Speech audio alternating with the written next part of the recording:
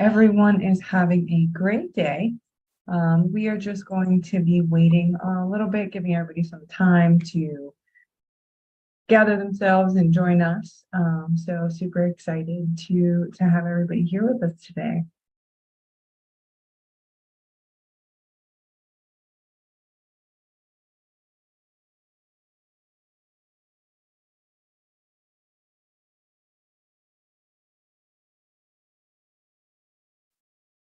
It's a lovely Thursday. While we kind of wait for everyone to trickle in, what we will do is kind of go ahead and introduce our panelists today. I myself am Sabrina Spivey. I'm the Vice President of Academic Services here at Mastery Coding, and would love for my colleagues to go ahead and introduce themselves. Why don't we start with Robert?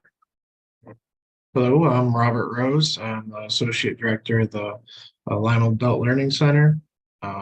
I'm the actual educator that is giving my firsthand experience today. Thank you so much for being here, Robert. Juan? Hello, everyone. I'm Juan. I'm the Chief Product Officer at Mastery Coding. I work on our curriculum and on our platform that we use to deliver it. And I myself am neurodivergent. So this webinar topic specifically hits home. I'm very excited to talk about it. Thank you. Today's webinar is going to be about meeting the needs of neurodiverse students and establishing career pathways. We are so excited to not only have Juan here with us, but Robert, a teacher who is working with a group of neurodiverse students, and we cannot express our thanks enough to you, Robert, for being here. And with that, we are going to start. We ready, gentlemen? All ready. Thank you. So when we talk about neurodiversity, the term is definitely not a new term, but we want to make sure that we are all on the same page. It indicates the viewpoint that brain differences are normal and acceptable rather than deficits. So in other words, the natural neurological difference between how a person's brain functions and processes information represents neurodiversity. So we want to make sure that we are kind of all on the same page, understanding that it is not a deficit or a default, but rather just a difference in how brains process and comprehend information. We're going to show and share a little video that kind of talks about what exactly is neurodiversity now that we can all be on the same page for the definition. So we are going to share the video, excuse me, and if you have any questions, please feel free to post them either in the chat or the Q&A, and we'll be able to answer them either as we go or towards the end of the webinar.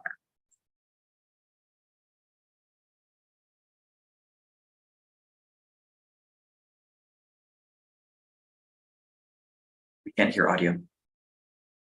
Neurodiversity is a term that applies to all those with neurological differences, including dyslexia, dyspraxia, ADHD, or the autistic spectrum, or indeed those who have a number of overlapping or co-occurring differences.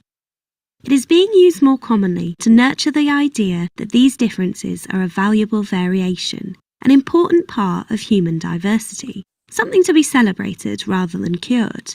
It recognises that everyone with a neurological difference is an individual, not part of a labelled group who will all behave, react, or learn in the same way. And it focuses on celebrating what people with additional needs can do, rather than what they struggle with, in order to fully realise their potential in school, employment, and life.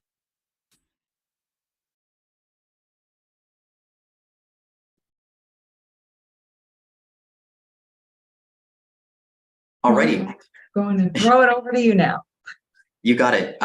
So yeah, the video we just saw, it's a really good definition. I'm particularly fond of it, but here is an additional diagram that illustrates how different diagnoses for conditions like the autism spectrum disorder, attention deficit hyperactivity disorder, developmental coordination disorder, dyscalculia, etc., how they're really collections of traits and diagnostic criteria. And they tend to be grouped up whenever you get diagnosed. You tend to have a collection of one of those. But just because a neurodivergent individual has one specific diagnosis, this cluster of traits, it doesn't mean that they manifest all the traits as somebody with the same diagnosis. And it also doesn't mean that they are locked into just those traits. Somebody with ADHD might have difficulty, regulating their motivation, but they might also have difficulty with their fine and gross motor skills. They might share a lot of traits in common with somebody that has ASD, for example, with sensory sensitivity and things like that. These are the ones in the colors. These are the internal experience to the individual. But what is often talked about, what is often reported on, is more the visible, the phenotype, if you will, of how these conditions manifest in the individual from an outside perspective. And so these symptoms are things like fatigue. They're things like appearing overly energetic. They're things like having to compensate in some areas, having planning and memory challenges. Some might appear to be imaginative and always in their head. Some might appear to be exceptionally creative. These are the visible ones, but there's these underlying traits and differences that make neurodivergent individuals differently suited for different environments. And so the science is continuing to evolve as we understand more about the brain. And so, for example, we know that over half of people diagnosed with ADHD, for example, have distinct secondary diagnoses for conditions like anxiety, tic disorders, gross motor difficulties, things that fit under diagnostic criteria for other conditions in the neurodivergence cloud. And as we move forward, it's important to remember that the internal experience of an individual, you can't really know it purely from their behaviors. You really, I like the term, if you know one neurodivergent person, you know one neurodivergent person. Everyone is different in that regard. We can move forward. And so the approach we'd like to take is the social model of disability. So traditionally, disability has been understood through the medical model, and this focuses on individual impairments or limitations and how to correct them, how to treat them. The social model of disability argues that disability is not an attribute of the individual, but it's a complex collection of conditions that is present in a social environment.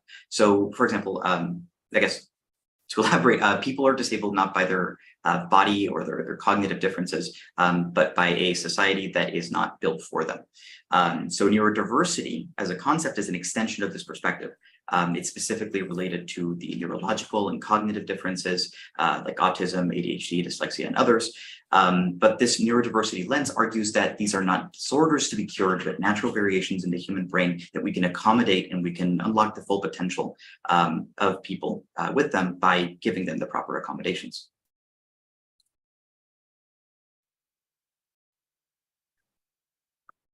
So as educators, as curriculum writers, as learners, we want to be able to make sure that we are supporting our students and our learners, that we have access to of all neurodivergency. So we're going to kind of go over about 5 strategies that are going to support neurodiverse learners. So together, myself, Robert, Juan, we have come together to make sure that we can provide practical solutions for educators in the classroom, as well as understanding that we are not going to be the subject matter experts on your students. Juan said it perfectly: when you meet one neurodivergent person, you have met one neurodivergent person, because everybody functions, operates, and processes information differently. So as an overview, the 5 strategies that we will elaborate on is to educate yourself on neurodiversity. I personally did not know much about the topic until maybe about 2 years ago, when I did a little bit more research for family reasons and really kind of wanted to understand how children and different learners process information to be a better educator, be a better parent, and just understand more. We're also going to talk about what it means to maintain a psychologically safe classroom, present lessons in small chunks so that all types of learners are able to process the information. We're going to talk also about varying teaching strategies and getting to know your students, their strengths, the areas of support that they might need, and developing a team mindset with our parents and caregivers. It takes a village for students of all ages, so we want to make sure that we are working in tandem with that village.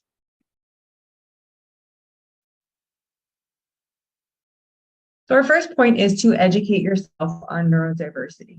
Every neurodivergent student is different, and every neurodivergent is different. There is not a cookie cutter model of what a neurodivergent student looks like. So we encourage you to educate yourself. Use credible resources that are available to you to understand yourself, your students. The one thing I can say, and then I will open the floor up to both Robert and Juan, is to utilize the members within either your district or your organizations that have a specialized knowledge of neurodivergency and working with students and learners that process information a little bit differently. Robert, Juan, do you want to add anything to that? To add to that, also encouraging the individuals themselves to seek out information and to understand their condition a bit better. If they have a diagnosis, it's really, really empowering for individuals that have been diagnosed to be able to understand their condition, how their brain works, and to be able to take proactive steps on their own to figure out how to modify their environment so that it really suits them and it's an environment that they can exist in and thrive in comfortably. Yeah, and if I can just add to that a little bit, as we're going back to school this year, I'm kind of reminded of the fact that we have all these trainings that we have to do, from fire extinguishers to plugging in chains of power strips, slip strips and falls, things like that. But there's not a lot on neurodivergent students. If there is, it's mentioned within about 3 slides or so. And there's just not a lot of training on it. So when Sabrina said, seek out those in your district that, do have more experience with it, definitely use those resources that are available to you, and like she said, educate yourself. Coming from my background, I'm not a special ed teacher or anything like that. So I don't have an extensive background in dealing with neurodivergent students. But I want to say, it's something, if I get nothing else across today, I want to say, don't be afraid to start. Honestly, I've had experience with neurotypical students and neurodivergent now, and I'll take the neurodivergent students any day. They show up, they work hard, they're not afraid to try things. So don't be afraid to try them yourself. Thank you both so much. We definitely want to make sure that you as an educator maintain a psychologically safe classroom. Now, we know that with all of the things that come in teaching and educating in 2023, that may be a challenge. But we want to make sure that we drive home that students thrive when they feel included in a group. Can we control the group dynamics of a classroom? Not all of the time, no. But we do want to make sure that students understand that they are physically and emotionally safe to learn new information. This is probably the biggest one for me, is that students feel comfortable making mistakes and taking risks. We want to make sure that students, both neurodivergent and neurotypical, understand it is okay to be wrong. It is okay to make a mistake, because when you make a mistake, you're learning. You're not failing. You are gaining knowledge about a way to do something that doesn't work. So now let's figure out a way where it does work. And then feel safe too and empowered to challenge things that don't make sense. I believe that we need to shift the mindset that students questioning or challenging the quote unquote norm is being disrespectful. Not all of the time. Students just want to ask and challenge to understand and for clarity. So we need to make sure that they are in a space where they feel empowered to do so. There is no age that a student should not take control of their education and feel empowered to advocate for themselves. So even the littles to the adult students should be able to, within age appropriate words, advocate for themselves and their needs and their learning styles. Robert, do you want to add a little bit about how you kind of make your classroom a safe space psychologically for your students? Yeah, it's definitely, a constant thing that you always have to nurture. And I also, want to say that, if you find yourself, where you don't have your students totally comfortable, just, right off the bat, it's not something that comes with one day. It's something that happens over time. So give it some time to grow, where they can feel comfortable asking questions, asking for help. That's not something that you can expect right off the bat, I don't think. But as long as you, create the right environment and, like Sabrina said, really demonstrate that model of a growth mindset yourself, of being able to make mistakes, take risks, that type of thing. That's what's going to allow them to transition from that fixed mindset to a growth mindset. Robert, when you said that, the first thing that came to my mind, as someone who also is neurodivergent, was Miss Frizzle from the Magic School Bus, where her tagline was, let's get ready to make mistakes, get messy, and learn something, or something like that. Shout out to Miss Frizzle. Juan, do you want to maybe add to your experience? Absolutely. A psychologically safe or unsafe space? Yeah, I think that, and this is, very much present in the work that I've done for Mastery Coding. I think the key to a effective learning environment is to enthusiastically embrace failure. If a student is not afraid to make mistakes, they are in an environment where they are safe to take risks, they are safe to be ambitious, they are safe to create situations that they're intrinsically interested in. And I think that that creates an academic environment where students get a lot more out of it. Because every time you make a mistake, that's an opportunity for growth. That's an opportunity to reflect on that mistake and to never make it again. So that's a really important thing to us in the curriculum team. And it's something that we stress a lot in our coding curriculum. When students have bugs, it's very frustrating to have your code not work. But the reward that you get after you work through it and everything that you learned as a result of it not working, I think it's all worthwhile. Thank you. We got a great question in our Q&A, and I think this is the perfect time to kind of answer it live.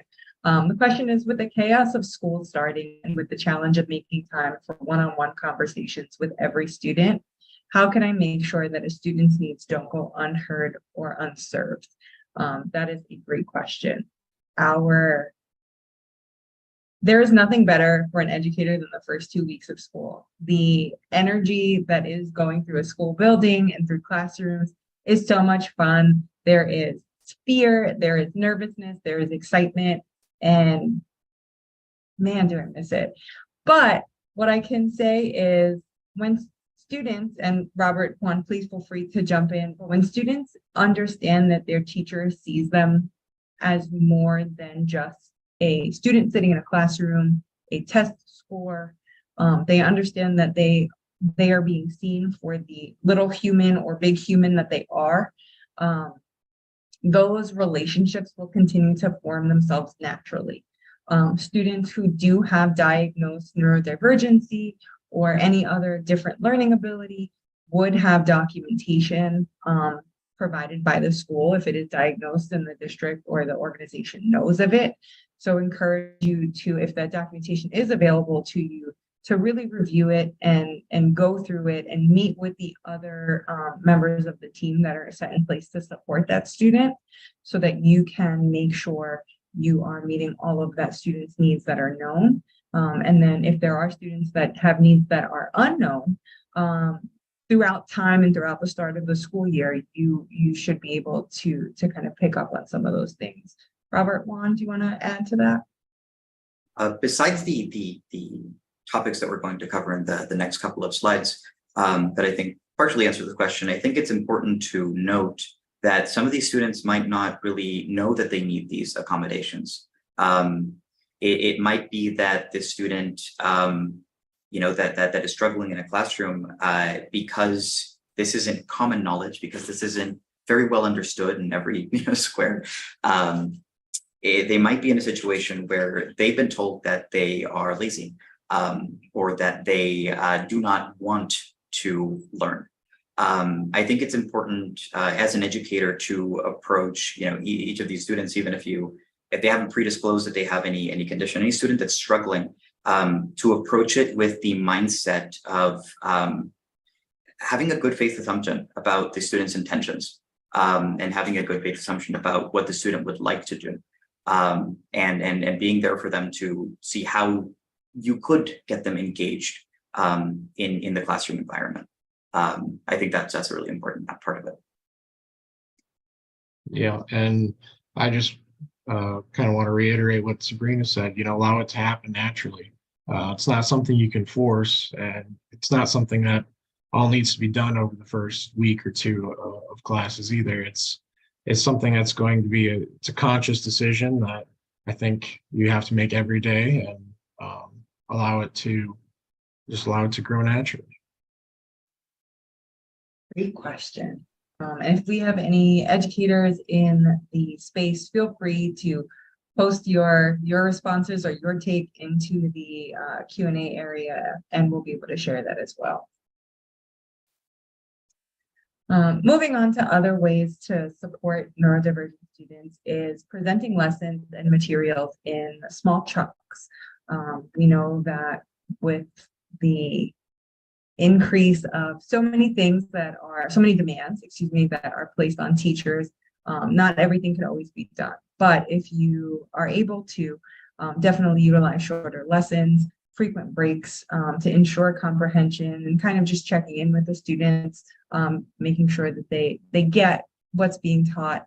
The biggest one is going to be the use of multimedia learning. We will touch a little bit on different type of learning and teaching styles, but just really understanding that not everyone responds to the same thing the same way. Project-based learning is also another great way to present materials in ways that students can absorb that, as well as maximizing the flexibility with presenting material.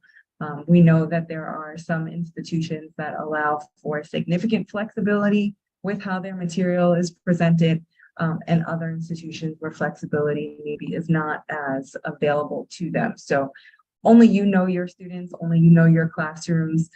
So we definitely encourage you to just take a moment and look at how you can present this material for learners of all different neurodivergency. I just want to add here too, as somebody that's been working with mastery coding curriculum for quite a while now, it hits all these right on the head. Shorter lessons, you can allow for frequent breaks. Certainly, it's all project-based, multimedia learning. So it's when I talked a little bit on the last slide about not forcing things, just allowing it to be natural. This does fit naturally. It's nice to have a curriculum that you don't have to kind of try to reshape and pull things from here and there. It really hits all of these. Thank you for that, Robert. I have a question for you, Robert. Yes. Prior to working with the mastery coding curriculum, did you have any Unity or coding game development background before? None whatsoever. In fact, I hadn't even played a video game in quite a few years. I did back in high school, but when I got going with college, that became my main focus, and I very rarely even played anything. So it was just something that a lot of students that were coming in for orientation, I kept asking them what their hobbies, what their interests were, and everybody kept saying it. And at that point in time, I was kind of like, we need to offer some sort of certification training program that can kind of meet them where they're at already. Awesome, thank you. Meeting students where they're at kind of goes into the next one, is about developing a team mindset with parents and caregivers. It does take a village. That is absolutely true, for students, for children, for people in general. So understanding that parents and caregivers are your first line of support. Involve them in the educational process and keep those communication lines open. We do acknowledge that the older the student gets, or the older the learner gets, there are some legalities that enter into the chat, but you do want to make sure that you are providing the students and the parents kind of clear learning outcomes and options for support. It is not to be overseen that for students that may not know or may not be aware of their neurodivergency, that there may not be difficult conversations that will have to happen with parents and caregivers. And that is, something for you as an educator and your support staff to be able to take into consideration. But it is making sure that parents, caregivers, the village that the student has is aware that they can come to you for support, and you are aware of the needs that the student has. Juan, do you want to add anything to this one? No, I think those were very well said. Thanks. Robert, how do you work with your parents and caregivers for your students that are a little on the older side? Yeah, so like you mentioned, they are a little on the newer side. I'm working with all adults, so that's probably a little bit of a unique feature that our program has here. I do try to include the parents wherever I can. I had the opportunity last week to actually have the parents come in, and as well as some like case managers and types of things for the students, and they got to actually see what they've been working on over this whole game development one course. So we had an open house. They got to play all the games that they created. They got to show off their capstone projects. It was really a good time for everybody. I think other than that, beyond that, when you talk about the village, for me personally, when I'm working with adults, that village, that's the previous educators that have worked with these students before. So I'm lucky in a lot of ways in the fact that when I get a student, they've already been molded, shaped by previous educators. On the flip side of that, it could be a negative too. It's not often, it's rare, but we might have to really work on, and this is something I see more so with the neurotypical students that I work with their GEDs and stuff like that. Reframing that mindset. They're really stuck in that fixed mindset, and they had a school environment that didn't work for them for whatever reason it was. It could be a lot of things, but we got to kind of break down those fears, those barriers that come associated with that. So they've either developed good habits or they've developed some bad ones that we gotta work on. So that's one unique thing about adults. But if you are one of those educators working with your absolute best every day. Thank you. So we're going to talk a little bit about varying teaching strategies. And we all know that not everyone learns the same way. We all know that everyone teaches the same way. And we also know that there are so many expectations put on our educators that at times it can feel nearly impossible to reach every student. But we do want to make sure that we use different ways, that we understand different ways that students comprehend material. So there are students who comprehend material visually, auditory, reading and writing, kinesthetic, but we want to really drive home is that multimedia is that critical thing to reach all different types of students. There are neurodivergent students and learners that do have certain significant strengths, but it's really important for us as educators to take our time and really understand where our students do excel and where they could need additional support. There's definitely ways to incorporate all different learning styles into your teaching strategies.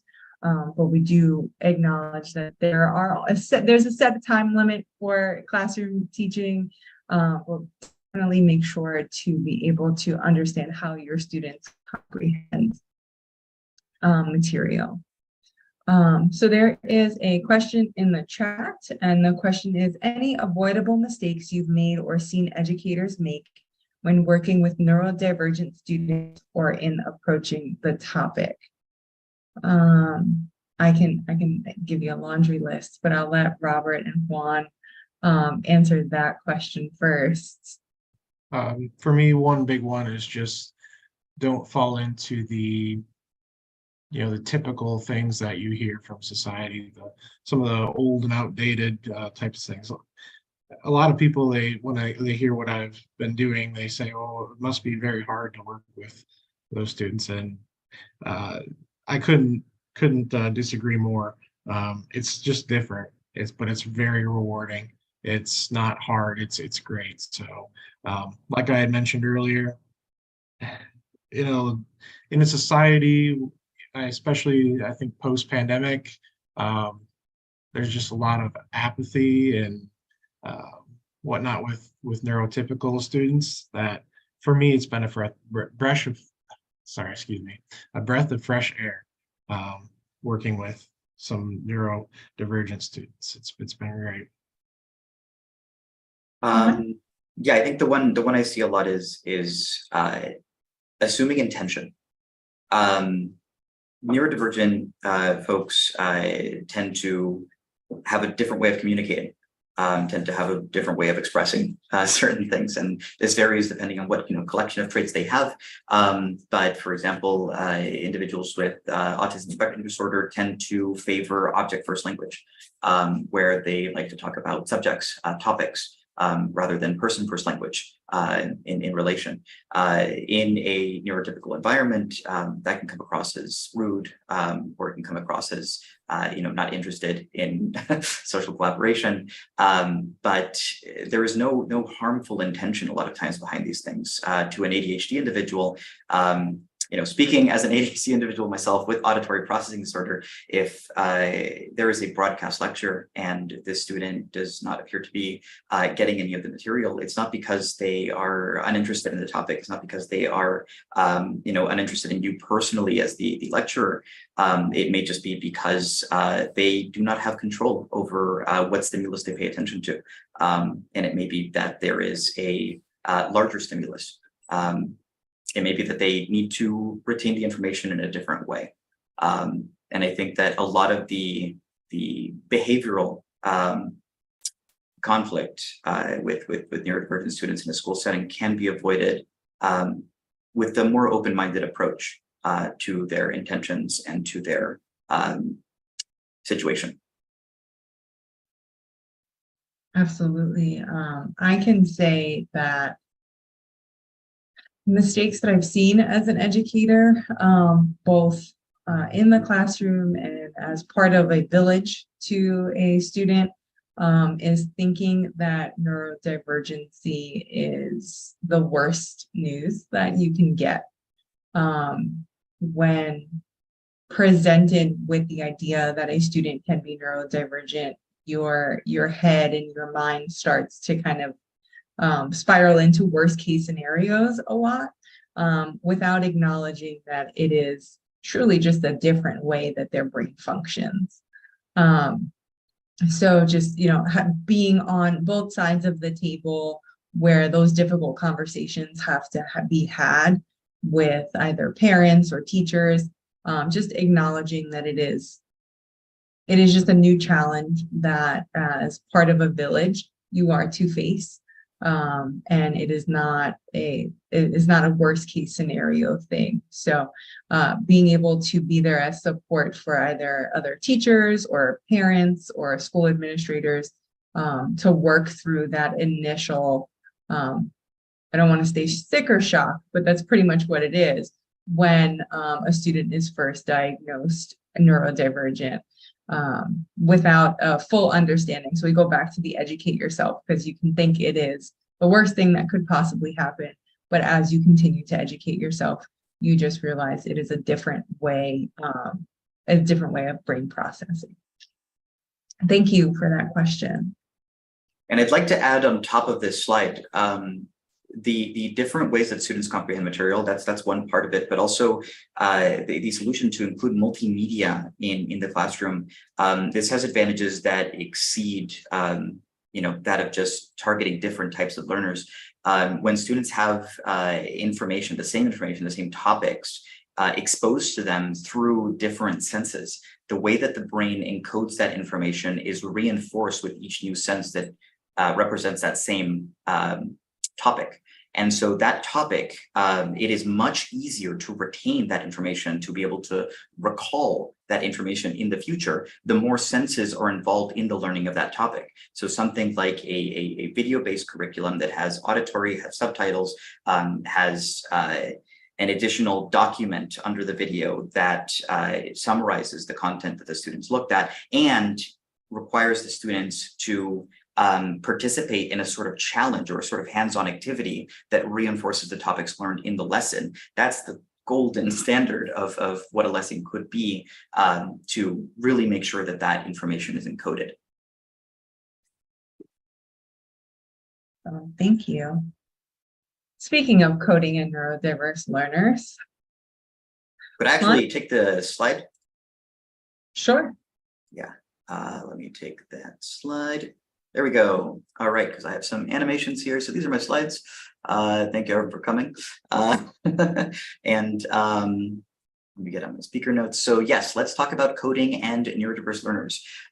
So one of the things that, as a coding educator, I've noticed and also just seen a lot of sentiment around this from the neurodiverse program community, is that as disciplines go, coding has many neurodivergent friendly attributes as a discipline to learn.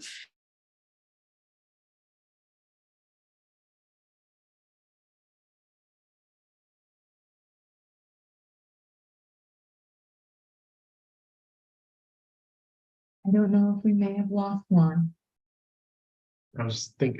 Yeah, he's gone on mine as well. I was wondering if it was just my screen or everybody else's too.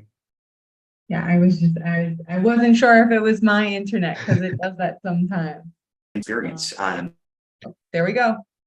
Oh, no, there he goes. I'm sure he's going to hop on in back again. Technology. Did I disconnect? Yes, sir. Yes. Fun. All right. Where was I? We only heard as disciplines go.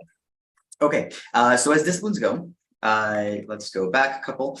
Coding has many neurodivergent friendly attributes as a vocation. Number one is that good programmers tend to break up problems into smaller manageable pieces and then solve each of those pieces individually. What this does is it creates small tasks that can be completed for a burst of reward each time, which is really conducive for someone with, say, ADHD. Then we have being a programmer is a never-ending learning experience. You can start learning coding now and you will never master it truly, because coding is ever-changing. New technologies come up every day. It's not like physics where you learn some stuff and that is the fundamental laws of the universe, although that also changes with time. It's something that the science changes as the field develops.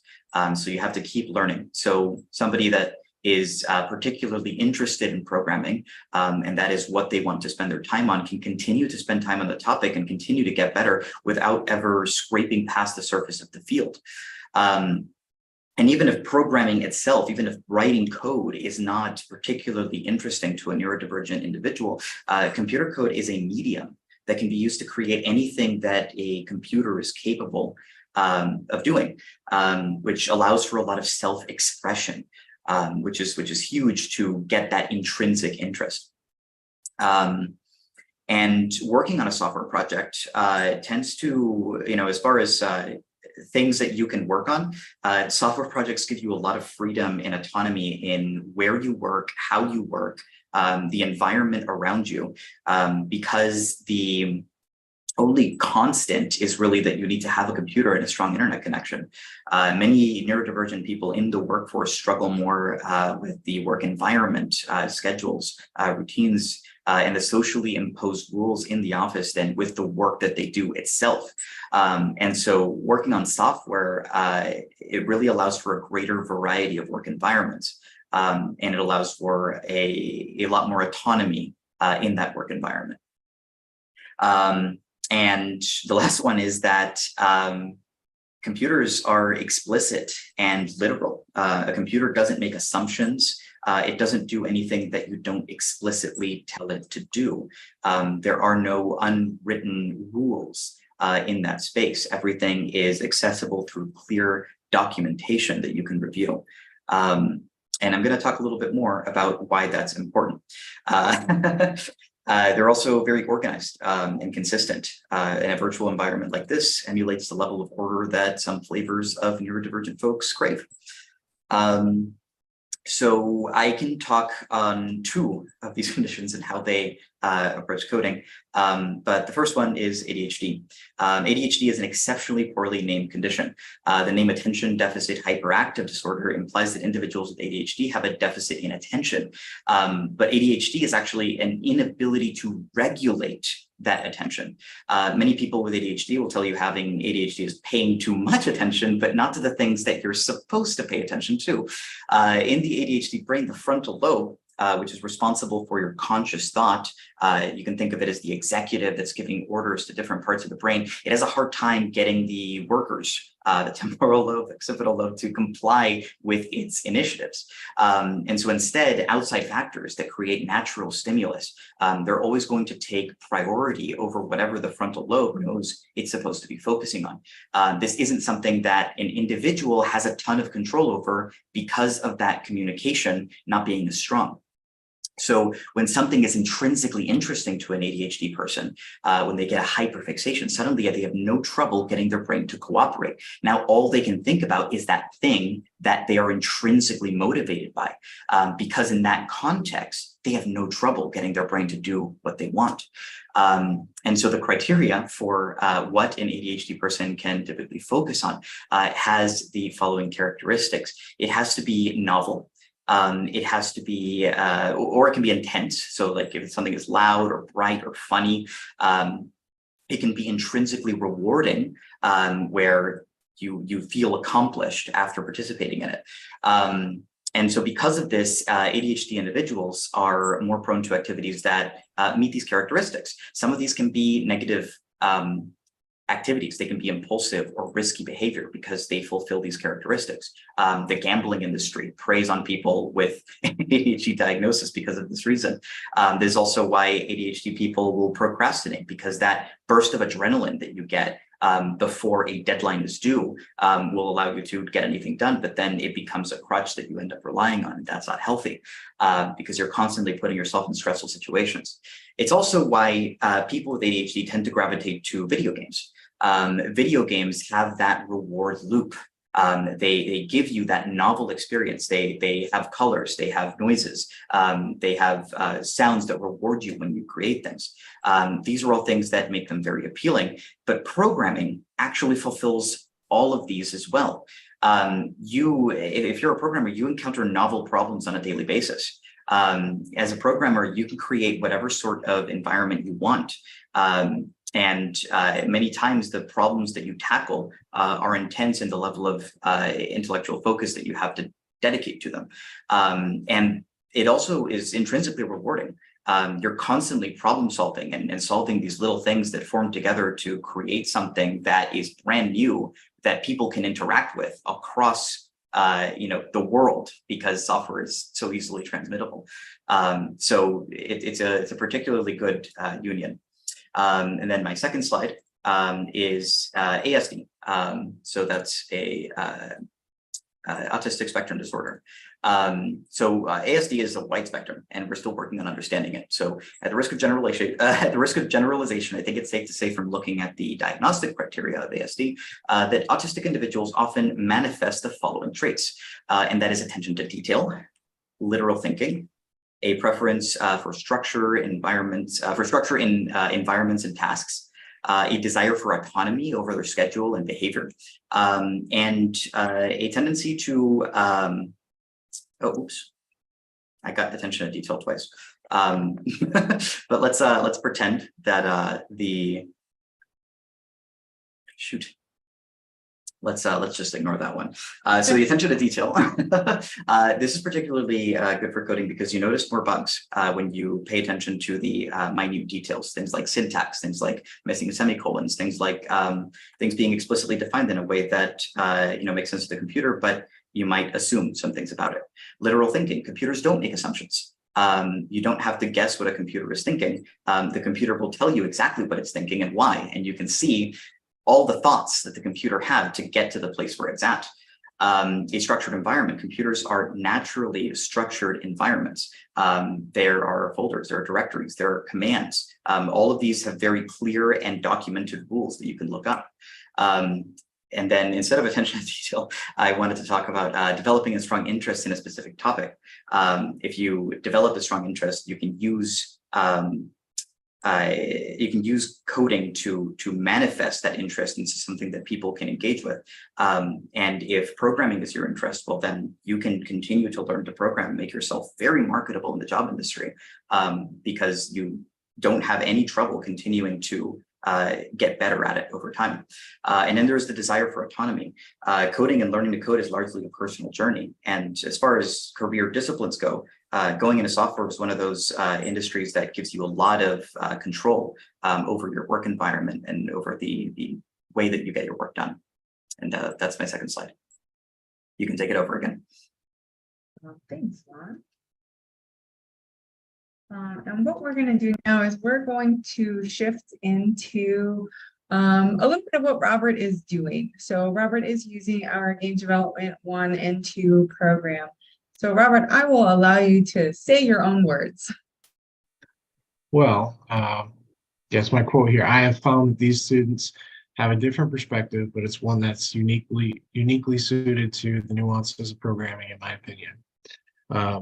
Juan said a lot of it in the previous slide, so I won't go back over all of that again. But programming is something that requires being very logical, using that left side of your brain, which is probably one of the biggest strengths of those on the spectrum.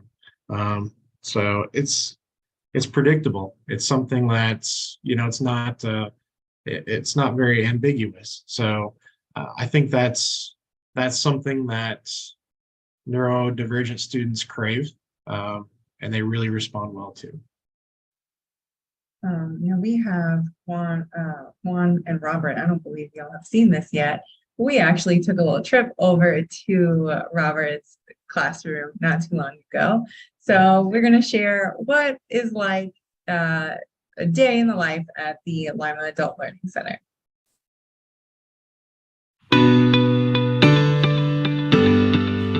This is my third cohort that I have taught using the Mastery Coding curriculum. I was doing GED orientations, and every student that was coming in, I was asking them, what do you like to do for hobbies? And every one of them told me video games, video games, video games. So I approached my boss and I said, hey, we need to do something. I got an email about a webinar about a company that I had never heard of called Mastery Coding. Checked it out, decided, hey, this is going to be a good fit for us, and been with you guys ever since. I think coding and video game design is just going to keep growing and become a bigger and bigger job need over the coming years.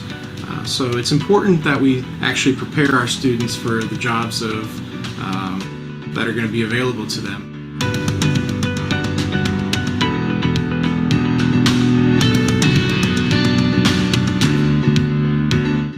Robert, how does it feel seeing yourself on the screen with your kids? It was really cool. That's actually, yeah, that's my first time seeing that. And I think you guys did a great job with it. You're the one doing the good job, not us. So a little bit about what Robert was mentioning. Every company is now a technology company. When you think of Dunkin' Donuts, or if you think of, Under Armour, you don't necessarily think that they are a tech company, but they truly are. There is a lot happening behind the scenes rather than just the donuts and coffee that you get. So we want to make sure that we are preparing students, regardless of neurodivergency or neurotypical students, for a job force. When we look at average company compensation for either a data engineer versus what an average Dunkin' Donuts salary is, there is a very large difference. So we do want to make sure that we are preparing students of all neurodivergency to get ready in order to make a sustainable salary. There is a definite talent shortage for folks who do need to, or folks who do have these certifications. So when we look at the computer science graduates versus the number of jobs available, there is a very large disparity. Juan, do you want to talk a little bit about the job market of computer science? Sure. So because coding is an ever-changing discipline, the skills that are demanded by the market change with the times, and it's very difficult for like traditional education institutions to keep up with that. Because of that, there is sort of this phenomenon in software where a lot of people in software engineering positions don't actually have computer science degrees from a four-year university. Instead, because software is, again, uniquely positioned to broadcast yourself, employers will look at your past work, your projects that you have published on the web and are available for anyone to download and try, and they will use that as evidence that you can build software to the right specification, you can deliver it on time. So in this career, what you can do and how well you can show that you can do the work is a lot more important than any sort of certification or degree. So what does game development entail? So everything from game design, programming, and art, audio, music. Juan, Robert, I think you two are both a lot more qualified to answer this question as someone who has no game development background, but everything kind of comes together in that one game. Yeah, and I think the industry is really open to specializing in these different areas. So I think when you go through the curriculum with your students, you'll find that they kind of naturally gravitate towards one certain area versus another. Embrace that, push that. That's my dad always told me that if you enjoy what you do, you never go to work a day in your life. So, game development, you can do the same thing. You can really find what you love and focus on that. Yeah, these are all the elements that go into creating a game. So to define these, the art involves artists that create all of the 3D models, all of the textures, all of the visual things that you see in the game. Then the programmer is the one that breathes life into those art assets. So the ones that write the code that makes the 3D models move, that makes them interactable, that creates the game logic. The audio and music engineers, they're the ones that make sure that audio is, number one, encoded well so that you can have audio that fits into the game and can be loaded at runtime, but also that the music fits the tone of the game and that it's triggered at the correct times. The game designer is the one that takes all of these different parts and brings them together into a game. It's the one that writes the rule book of how the game should play, that all of these other individuals can come together and make into a real product. And when we talk about all of that, the number one program that is used is Unity, correct, Juan? That's right. And if you'd And like, it I can talk on the slide. is, Yeah. of course. I've just presented the slide a lot. So Unity is a real-time 3D development platform. It's used to create 3D games, visualizations, simulations, mobile applications, and it's very widely used to create virtual reality experience. Unity is that glue that holds all of these other things together. You take your sound, you take your 3D models, your assets, you take your programs, your scripts, what you programmed, and you bring it all together inside of Unity. Unity is where you attach them all together and really create your game and see it come to life in front of you. This right here is actually an example of one of the projects in our Unity Certification Institute. Unity has a very large and active community. It's very friendly to beginners that are just getting into it. It is free to use non-commercially, so anyone can download it at home and get experimenting. There's a ton of resources online to learn Unity, so somebody that even without a guided curriculum could pick up Unity and work through it on their own or continue learning in tandem with a guided curriculum. But Unity is used to create applications for an assortment of platforms. It's cross-platform, so you can launch it on Mac, you can launch it on consoles, PlayStation, Xbox, you can launch it on mobile devices, you can launch it on smart TVs. Whatever platform you want to target for your game or 3D experience, Unity will allow you to do that. And then when we talk about those industry certifications that our game development wanted to offer for folks to get out right into the job force. Juan, do you want to cover these a little bit? Yeah, so Unity, bless them, they have their own certification. So the body that actually maintains and develops the engine has their own set of certifications that they use to assess whether somebody is competent with the Unity skill set, the Unity software. And they keep this well updated. They have a lot of resources to prepare for this. And this is what we target with all of the content that we teach in our courses. We want students to, what makes us different is we want students to come out of our program with the ability to build full working software and with the evidence that they can show to employers to let them know that they are capable of building that software. And those two pieces of evidence, number one is a portfolio of projects, and number two is certification. So our first year, students that come out will have all the skills that they need to take the certified user artist and the certified user programmer. These are sort of like the first, if you're first getting into the industry, you want to demonstrate that you can operate the engine, that sort of stuff. These two exams are where you go. But then our second year, that's when we get serious. That's when you really break out of that novice stage and you become a software developer. You're building working software and publishing it. And this is where you can, if you finish this course, you can get certified in the associate game developer and associate programmer certifications, which demonstrate that you know how to compose a game and ship it, and you know how to program all of the components of the game so that it can be shipped. Oh, thank you. I do want to be mindful of time, so we will be able to, this webinar is being recorded, so you will be able to go through and rewatch it. But these are some of the units within our Game Development 1 course, where we do go over the Unity engine and basic game development. For all of our educators and attendees, please go ahead and visit the Mastery Coding website under masterycoding.com/resources for posters, cheat sheets, guides. We really do want to equip all of our educators with the tools and resources available to you. And we are at our point of time, but if you all have any questions, please feel free to post them in the Q&A. And we are so grateful for those of you who had spent this hour with us. And again, indebted, Robert, for you to join us, and Juan, for you to be here with us to be able to talk about the amazingness that is the neurodivergent student that we are fortunate to be able to teach.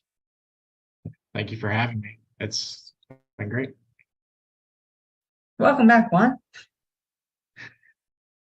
Hi there. I don't see any questions in the space, in the chat area or the Q&A area. There are resources available, like we had mentioned. So thank you all for being here. We really appreciate it, and hope that everyone has a great rest of your day and rest of your week. Thank you all.